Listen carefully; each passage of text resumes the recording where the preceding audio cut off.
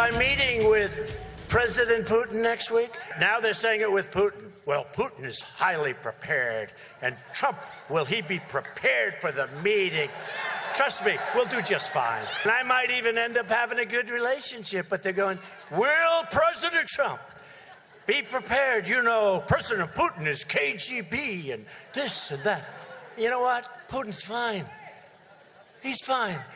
We're all fine. We're people. Will I be prepared? Totally prepared. I've been preparing for this stuff my whole life. They don't say that. They don't say that. The White House today confirmed that President Trump will be speaking one-on-one with Russian President Vladimir Putin during their July 16th summit in Finland. The administration says the president will, quote, continue to hold Russia accountable for its malign activity. The official said that could include election interference as well as Russia's military activities in Ukraine. But once the two men are alone, there's no telling what really will be discussed. There's no plan to have a note taker. Anyone else in that room? This week, a delegation of Republican senators, seen here, traveled to Moscow to meet with the Russian foreign minister and his staff. They said they were there to help lay the groundwork for the upcoming summit. The Washington Post reports the Republicans sounded a, quote, newly conciliatory tone in their meetings with the Russians. The paper quotes one Russian official as saying the meeting was one of the easiest ones in my life. Here's how one of the Republican senators who was in that delegation described the talks. It was a productive visit. But we sent a very strong message and a direct message to the Russian government. First of all, don't interfere in U.S. elections. Earlier this evening on this network, former CIA Director John Brennan said he's worried about the senator's Moscow visit and what it could mean for the Trump-Putin sit-down. The perception is that they are giving in at this point to the Russians to just pave the way for the Trump-Putin summit. By having this delegation out in Moscow right now, it's not sending a signal to Russia that there are going to be costs to pay for any type of, continued interference. It's going to be, we're going to forgive and forget. Malcolm Nance is a longtime U.S. Armed Forces veteran of intelligence and counterterrorism. He joins us tonight. His latest book, The Plot to Destroy Democracy, How Putin and His Spies Are Undermining America and Dismantling the West, debuted at number 9 on the New York Times bestsellers list. And Brian Bennett is a senior White House correspondent for Time magazine. Welcome to both of you. Malcolm, we knew there was a rally tonight, but that one was popcorn worthy. It was unusual. The president saying he's been prepared for this all his life and we'll do just fine. He does not seem to be heading into this meeting with the seriousness that a lot of people think it deserves. No, he sort of has this Chamberlain-esque attitude towards Russia where he's just going to lay down. I mean, we already know that based on his past statements. And he's correct. He has been preparing his entire life for this.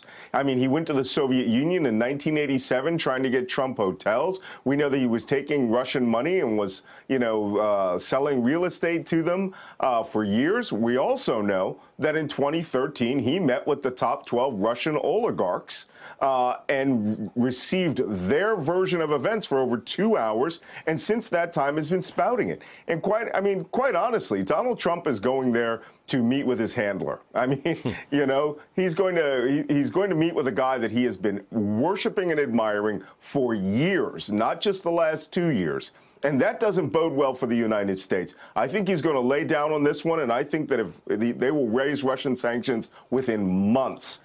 If not just by executive fiat. Brian, there are legitimate concerns about the relationship between Donald Trump and the Russians, the relationship between Donald Trump and Vladimir Putin. With that cloud that continues to be over the president's head, why have a meeting in which no one else will be present? Well, it was really interesting that the White House is so direct, saying that only the two men will be in the room, obviously with translators if they want to have that to make it easier for them to converse. Donald Trump has said during the campaign and since he was elected that he wants to try to have a better relationship with Russia and a better relationship with Vladimir Putin in particular.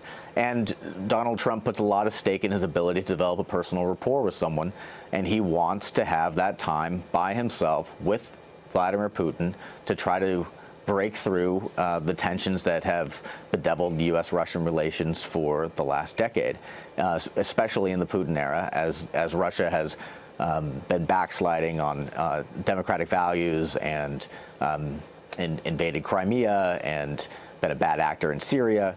And so Donald Trump believes that he can fix it, and he is going to be able to sit in the room with Putin and come to a new way of the U.S. interacting with Russia. But, you know, Malcolm, the president says things like Putin's fine, Putin's just fine. Journalists have died in Russia. Political opponents have died. Political opponents have been jailed. You know, George Will has written a column about this summit, and he said if Trump's summit with Kim could foretell catastrophe with Putin, he said if he does as badly in his July 16th meeting with Vladimir Putin in Finland as he did with Kim Jong-un in Singapore, the consequences could be catastrophic. It is kind of remarkable. The president continues to downplay not just the effect that Russia has had in interference in other elections, but the idea that Vladimir Putin's okay and he's a good guy to befriend. Yeah, and Donald Trump, obviously, in some way, shape, or form that is yet to be determined, is in debt to Vladimir Putin. Today, he normalized the KGB. He spoke as if being a KGB officer, a career officer, their motto was once KGB, always KGB. He runs that country with 4 top advisors who are ex-KGB, and he murders people. He invades our allies. He subverts American democracy. And Donald Trump today normalized him just as he normalized the Nazis in Charlottesville. This is very dangerous for American democracy. And to have 7 Republican senators go there to pave the way in this grand appeasement of Moscow only shows the Republican Party has surrendered to Russia. And this will hurt this American constitutional republic seriously. John Brennan was absolutely right. Let's listen to something else John Brennan said a little earlier this evening about both Donald Trump's approach to North Korea and Russia. Mr. Trump is dealing away, whether it be to the North Koreans or the Russians, whatever, all of the things that are in U.S. national interest and giving them what they want. The Russians will feign sincerity better than anyone I've ever dealt with in my life.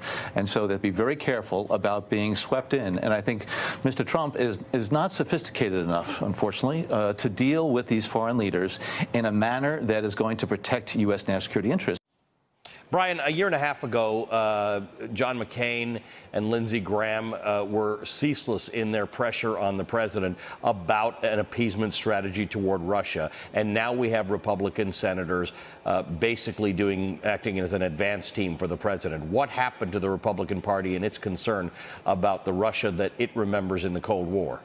Well, this was something that Russia has been frustrated with for months. They have heard from Donald Trump that he wants to have a better relationship, and they felt like they weren't seeing enough concessions coming from Congress in particular. And so they wanted to have a high-level delegation come from Congress to meet in Moscow. And there's a reason that a high-level delegation hasn't come from Congress to go to Moscow in the Putin era, and that is because Putin has turned his back on democracy, and there was a concern among lawmakers that by meeting with members of the lower and upper house of the legislature in Moscow, that it would be justifying what is essentially an undemocratic process of electing those representatives. Another thing is that Ambassador Kislyak, the famous Russian ambassador to the U.S., who had been on a phone call with Michael Flynn, President Trump's first national security advisor, during the transition over a promise to ease off on sanctions when Donald Trump became the president. Ambassador Kislyak is now a member of the upper house of representatives in Moscow, and he was in those meetings with those lawmakers. And that's we would think that would be a third rail in the political in the public forum for those lawmakers, but he was there. He met with them, and we're going to have to see if there's any political ramifications for those lawmakers for taking this trip. Hey there, I'm Chris Hayes from MSNBC. Thanks for watching MSNBC on YouTube. If you want to keep up to date with the videos we're putting out, you can click subscribe just below me, or click over on this list to see lots of other great videos.